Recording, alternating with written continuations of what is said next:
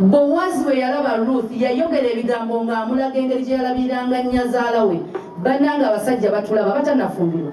Abasajja batulaba oba abantu baabwe oba b'eŋŋanda zaabwe batulaba.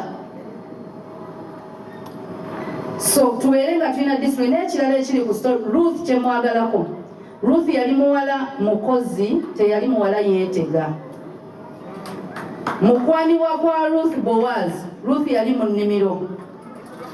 Abawala yensi kye basomesa nti weetege. N'obwoneetega nga teri ayagala kuwasa tebakuwasa. Wabula bwe weetega osobola okwatractinga ze tuyita ensowera. Tezina gye zikutwala naye zikugwako. Ennyama etali mbika egwako ensowera. Kati osobola ofuuka ekyo. Ruth atuwa example. Tiyali mu kunyeenya bubina, yali mu kukola, mugende mukole. Abasajja abaagala okubawasa si basiyazi nti batunuulira bubina bwammwe. N'obwonowanika ebbeere ng'omutwe mu kkalu. Abawala abato bali mu kibuga Kampala. Eriri ogenda odduwanika bwoti bw'amala odira nagamba maama omuwala ng'asusola.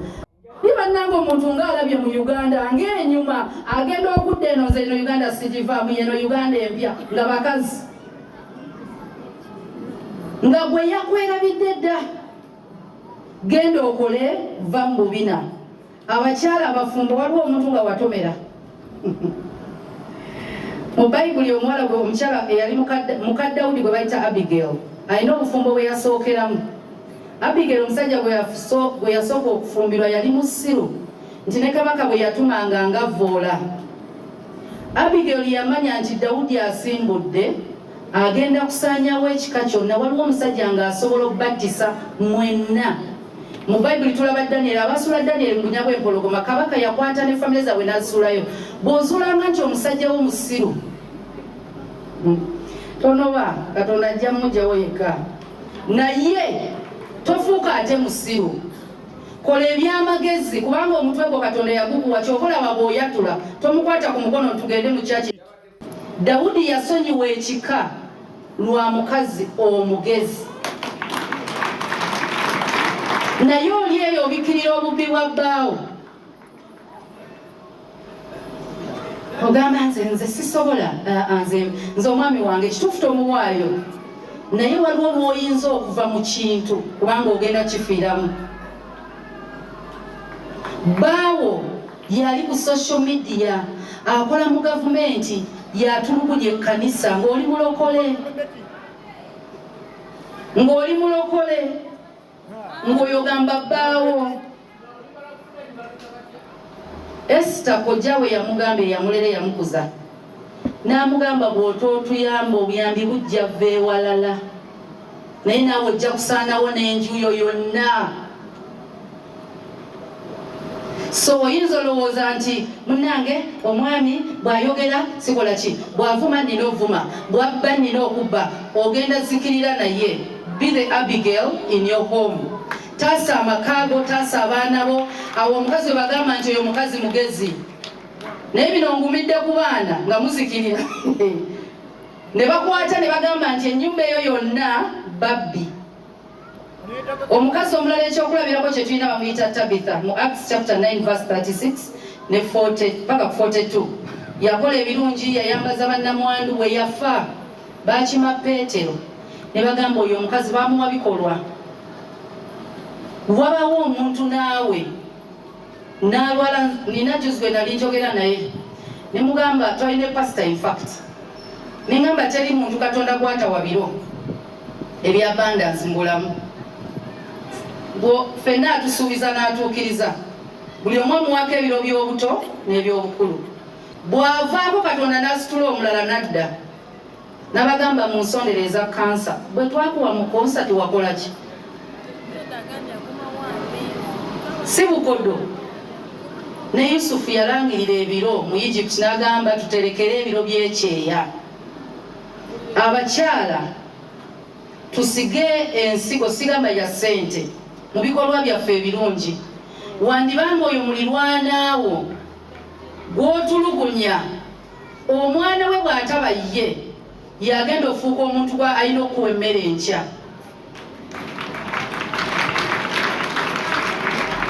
Oyinza gwe obutamulyamu. Omukwano gwange oyinza okugenda noga ndi mukwano gwa Makula naye sirina kye mmuggyeemu. Naye ng'abaana baffe omwana wange yagenda oyamba owuwo.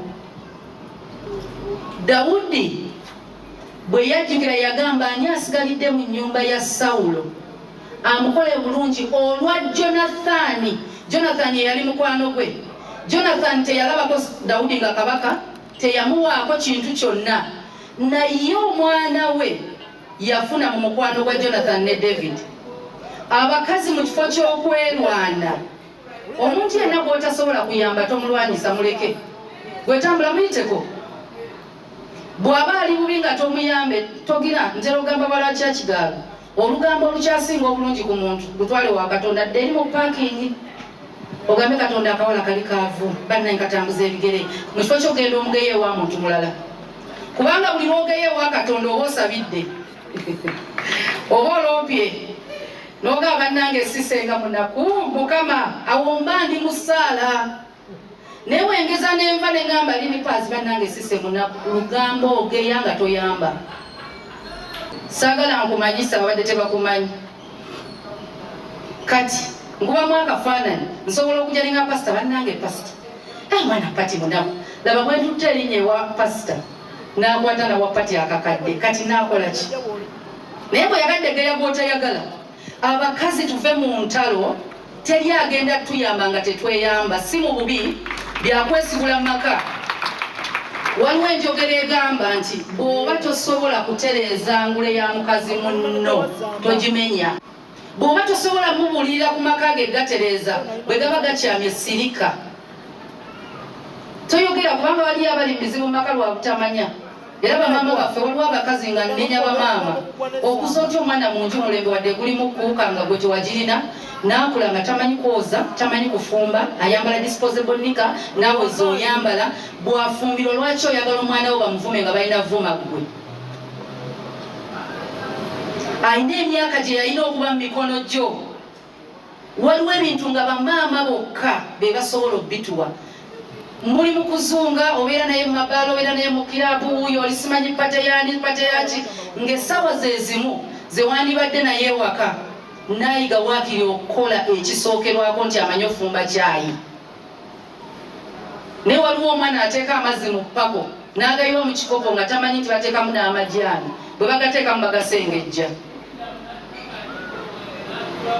N'aleetera omuntu ng'alinga tonto, omanyi tonto abaamu ebintu wansi. Naye ng'aleese kyayi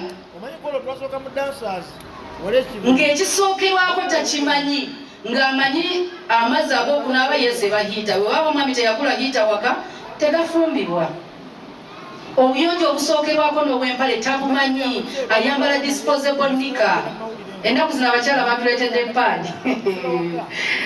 Paadi eringa mpala ogyambala bwambazi ojjamu n'osuula. Bannange tezitunafiiza woowe. Enafiya wadde eyamba. Gy'ojjamu n'osuula kati tulinga babbebi twambala pampa.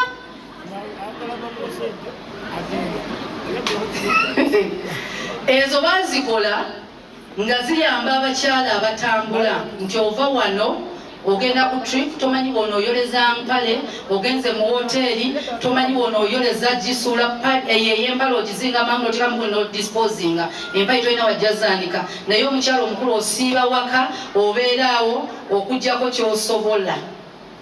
Musumba atera kugamba kusosola njala, musumba tetusosola njala zokka, tugeya.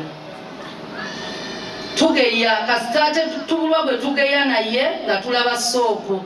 Bwe tulaba soopu nga tugeraageranya omusajja w'oku TV ne gw'olina mu nju. Bagamba nanga abasajja abawanvu balungi nga bambi bbaawo gw'olina.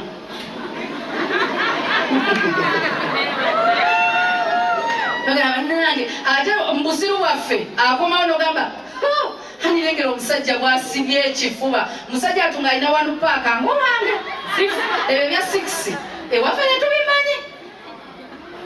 Waliwo abakyalina obudde obukola 6 paaka mu kifo kya ssente. Wange wa ssente zino embuto simanyi kagwa muli ebyo byange atakola ssente njaddukira nnuwewe sikola ssente. kati n'olaba nti omukazi obudde bwonna tubuzzaawo naye tusobola okubeera nga obudde bwaffe bwe tuyita free time osobola okugenda ku kyalo n'oyolezaako omukadde ali kukyalawo engoye ne babeera nga abakadde b'okukyalo bagamba bannange omukazi oyo tasengukanga oyo omukazi tavanga wano n'okera n'abaana bo muli aido ne mugenda ne mulongooseza omukadde ewaka no bati tulongoseeko ku jjajjawo wayi tumuterereza ennyumba ye abaana bo n'obayigiriza okukola abantu obulungi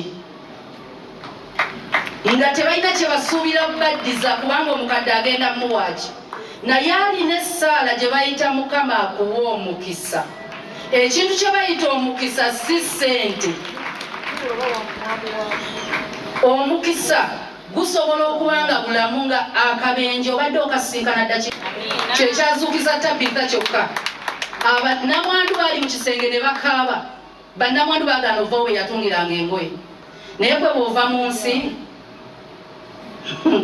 okujjako abaana bwaliwo n'omwami nga talumwa namu ng'agamba bannange till death do us part bannange mukama amaze n'akituukiriza bambi omusajja nabe ne bamugamba guma oli musajja nga yaguma dda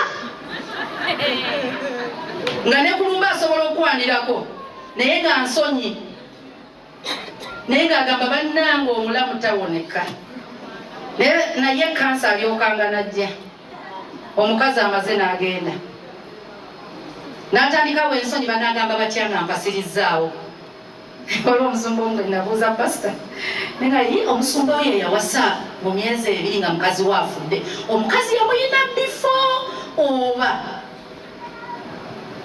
kubanga ne kwanjira omukazi yagamba weebale butandisa pointinga mu myezi 2 yafa yali yamukoowa kati naawe twebuuza olwaliro singa ofuluma wano waliwo omuweereza